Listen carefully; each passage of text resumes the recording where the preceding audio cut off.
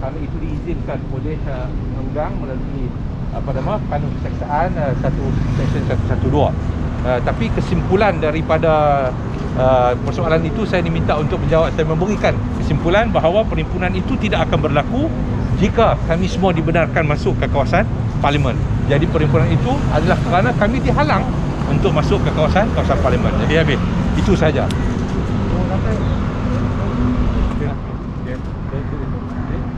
Baik, ini semua berlaku kerana kegagalan Perdana Menteri meletakkan jawatan yang telah membuat pelbagai angkara dalam Parlimen,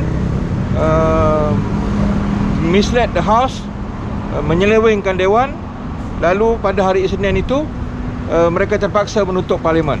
Jadi atas itu kita telah memberikan keterangan tadi di Balai Polis Dawangi. Saya juga memilih di bawah Seksyen 112 Kanun Keseksaan bahawa kita memilih untuk tidak menjawab segala persoalan yang diberikan, dan kita jumpa di mahkamah. Begitu juga dengan Salahuddin dan Mahfuz. Saya hadir untuk memberi kerjasama kepada pasukan polis yang membuka kertas siasatan dengan memberi kerjasama penuh menjawab perkara yang dibangkitkan. Sedia maklum, kenyataan saksi di bawah 112 memberikan kita juga peluang untuk memilih tidak menjawab ketika keterangan diambil. Kami memilih option itu, dan kehadiran hari ini adalah sebahagian daripada siri panggilan yang dibuat ke atas ahli-ahli Parlimen dari blok pembangkang sejak beberapa hari yang lepas. Sebab itu tadi dalam mesyuarat Majlis Presiden Pakatan Harapan yang saya dan Saudara Salahuddin Ayub ikut hadir, kita membincangkan berkenaan dengan tindakan pasukan polis memanggil ahli-ahli Parlimen yang hadir di Dataran Merdeka pada hari Isnin lepas, dan kita bersetuju untuk memberi kerjasama penuh kepada pasukan polis, dan kita juga menyediakan pasukan peguam bagi mana-mana ahli Parlimen yang memerlukan. Tapi kalau dah season kena tahan macam kami ni, tak pakailah hari ni, tak gunalah ya. Tapi kita memberi maklum bahawa kesemua yang dipanggil itu mereka akan memaklumkan kepada Sekretariat Pakatan Harapan lah ya, jumlah yang berlaku. So, itu sajalah yang boleh. Kalau ada soalan, proses keterangan dah lancar ke? saya berdepan dengan 28 soalan. Saya tak tahu Salahuddin dengan Mahfuz. 28 soalan yang ditanya berkisar tentang perhimpunan tanpa izin lah, benda haram, berkait dengan soalan yang berkait dengan plan pemulihan negara dan halangan daripada perbuatan tidak menjaga jarak dan tidak patuh dengan SOP dan segala macam lah. Sekurang-kurangnya kita tahu ke arah mana sebenarnya siasatan ini nak dibawa. Sebab itu kami dinasihati oleh peguam untuk menjawabnya di mahkamah. Adakah pihak polis perlu akan kompan kepada semua ahli Parlimen? Dan mereka panggil kami untuk diambil keterangan, tak berbangkit soal compound soal ini. 28 soalan tu semua tak jawab lah, maksudnya akan jawab di mahkamah lah. Ada Alamat jawab lah. alamat saya jawab lah. Nama saya. Jadi ada tak pihak polis memberi keterangan ataupun sebab mengapa ahli Parlimen dihalang, sedangkan PAX ni boleh masuk untuk bermeeting dalam tu? Tak ada. Tak ada sama Tak ada. sekali. Ya, hal itu kalau berbangkit, kalaulah siasatan hari ini berakhir dengan pendakwaan, sudah tentu itu antara perkara yang akan pihak peguam guna pakai sebagai hujah lah ya. Kita belum sampai tahap itu lagi. Jadi mungkin boleh bagi pandangan awak sikit sedang sidang Parlimen ditangguhkan hingga bulan 9. Kenapa perkara itu belum berlaku? Adakah ada possibility untuk mencari numbers seperti pihak kata? Ini tidak berkaitan dengan siasatan hari ini lah kan. Jelas lah ya. yang kita boleh ikuti melalui kenyataan-kenyataan media ya. Yang pertama yang kita dah establish adalah blok pembangkang terdiri daripada PH, Muda, Pejuang, Warisan dan PSB itu intact numbersnya, iaitu 105. Okey. Kemudian kita juga ikuti 2 hari ini bahawa di pihak Ahli Parlimen UMNO yang pada 3 Ogos diumum oleh Presidennya dalam mesyuarat Majlis Tertinggi, 8 telah menghantar surat kepada Speaker dan kepada Istana, iaitu menarik sokongan kepada Perdana Menteri. Manakala semalam kita juga dipahamkan bahawa ada 5 lagi Ahli Parlimen UMNO menghantar surat penarikan sokongan kepada Tan Sri Muhyiddin kepada Speaker Parlimen. Kita establish fakta tu dulu ya. Kalau 8 campur 5 itu sudah jadi 13. Sementara Tengku Razali, yang berhormat mulia Tengku Razali, lebih awal lagi berbuat demikian, menjadikan yang menarik sokongan sudah 14. Fakta itu tidak dicabarlah ya. Kita ikuti dalam laporan dan itu menjadikan 14. Kalau 105 campur 14 itu cuma memberi satu isyarat saja, iaitu Tan Sri Muhyiddin telah pun hilang sokongan pada saat penarikan balik sokongan UMNO itu berlaku.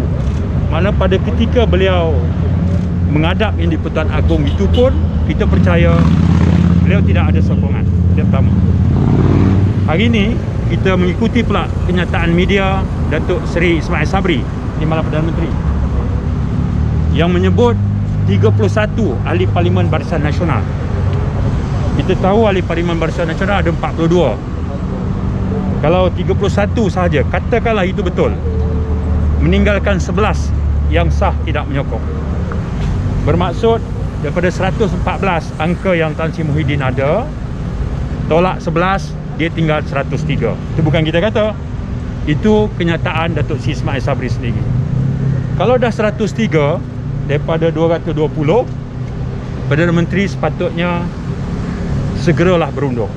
Tak perlu tunggu bulan 9 lah. Tak perlu.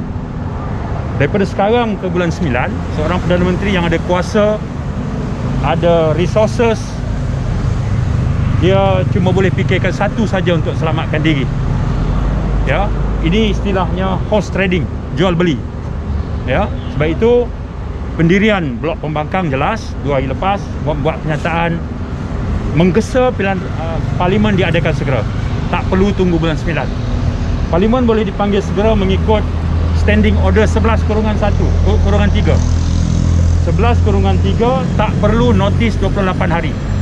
Notis 1 hari pun dah boleh lah. Tak payah tunggu bulan 9. Menunggu bulan 9 artinya Perdana Menteri nak beli masa. It's buying time untuk survive secara politik. Tidak syak lagi. Itu sudah terang lagi bersuluh. Okey? Buat masa sekarang dia jelas tidak ada sokongan. Terima kasih. Tapi laporan terbaru Tommy Kuah tu ada bagi indication yang mereka macam cenderung nak bagi kes survive. Siapa tu? Tony. Tommy Kuah. Yang kita ada 2 tahap. Tahap pertama sekarang adalah membuktikan Tan Sri Muhyiddin tidak ada sokongan. Duduk situ dulu. Kita tak bincang tahap lain lagi. Okey? Okey, saya nak tambah. PKR apa macam dakwaan Zahidi dan orang kata PKR ke blok. Zahidi beberapa jam sebelum Majlis Tertinggi 3 hari bulan Ogos menyebut 40 MP Barisan Nasional sokong dia. Sokong dia 40 kan. Jangan sebut soal 3 keadilan dulu. Ni soal credibility soal Zahidi. Dia sebut 40 Barisan Nasional. Hari ni Timbalan Perdana Menteri kata 31. Takkan dalam masa beberapa hari hilang 9 dah. Jadi kalau macam tu itu dah kualiti maklumat yang ada pada Sur Zahidi. Tak layak untuk diulas. Okey. Dia penasihat pada PM yang baru dilantik ni ada komen. Itu bidang kepakaran Datuk Mahfuz. Sekejap mas, saya nak lanjut apa yang disebut oleh YB Datuk Saifuddin tadi. Sidang ni ditangguh, Muhyiddin minta penangguhan sampai ke September untuk proses jual beli lah. Tapi katalah jika dia gagal bermakna bahawa beliau tidak akan mendapat majoriti. Sebab itu penting untuk diadakan sebelum 6 September. Sebelum 6 September. Sebab 6 September adalah pembukaan persidangan yang akan dibuat oleh ke bawah duli Tuanku Yang di-Pertuan Agong. Tan Sri Muhyiddin tidak boleh mencemar nama baik yang di-Pertuan Agong. Bila dia buka, dia rasmi dewan, tiba-tiba kerajaan bertukar. Ini akan memberikan imej yang tidak baik. Sepatutnya dia bunuh sekarang. Sebab nak tunggu tu belum tentu dia boleh beli. Beli itu satu benda yang salah, satu jenayah, rasuah dan sebagainya. Kalau dia tak boleh beli, ini bermakna bahawa dia telah mencalarkan nama baik yang di-Pertuan Agong dan institusi parlimen yang dia tahu dia tidak ada bilang, yang tidak ada majoriti, tapi dia buat juga sidang, panggil Agong rasmi, lepas buka, kerajaan bertukar. Tangguh lagi parlimen sebab parlimen tak boleh bersidang lagi. Ini satu benda yang harus dilihat oleh kerajaan yang ada pada hari ini. Adapun soalan tadi, ini Datuk Peja, bekas Menteri Besar yang tidak ada majoriti di Dewan Undangan Negeri, dilantik menjadi penasihat kepada Perdana Menteri yang tidak ada majoriti di dalam Dewan Rakyat, dalam Dewan Parlimen. Jadi orang yang sama-sama tak ada majoriti sekarang ni ditugas untuk memberikan nasihat. Sedangkan bagi saya bahawa sepatutnya dia mencari jalan solusi kepada masalah negara. Pandemik COVID-19, kesannya apa dia? Masalah kehilangan pekerjaan, masalah ekonomi, orang nak cari makan, orang nak makan. Sekarang dilantik ahli parlimen yang juga adun, yang dah ada pendapatan, bagi tambah lagi pendapatan yang bertaraf menteri. Jadi ini bukan penasihat, tapi ini punah sihat yang akan membebankan negara, sedangkan rakyat kelaparan. Maknanya bulan 9 nanti penggal baru parlimen kan? Ya, bulan 9 ni penggal baru parlimen. Yang sepatutnya bulan 3. Selalunya dia bulan Mac, tapi oleh kerana dia tangguh, dia bergerak kepada bulan 9. Jadi pembukaannya ialah oleh bawah duli Tuanku Yang di-Pertuan Agong. Jadi bila ini berlaku, bermakna bahawa kalau dia tak dapat juga majoriti, malulah Yang di-Pertuan Agong sebagai ketua negara datang berasmi, tiba-tiba kerajaan dia hilang. Kerajaan dia tidak ada majoriti. Apa akan jadi kepada negara? Apa akan jadi kepada maruah Tuanku Yang di-Pertuan Agong? Yang saya nak tambah pasal numbers tadi, ringkas saja. Dalam keadaan sekarang, kita ketahui secara sahih, mula-mula 8 ahli parlimen UMNO hantar surat pada speaker. Semalam 5 lagi, menjadikan 13. Okey. Sebelum itu Tengku Razali hantar. Lepas Tengku Razali hantar, speaker membuat kenyataan. Tengku Razali, ahli parlimen Gua Musang, menulis dan memaklumkan kepada speaker. Baik, speaker buat kenyataan.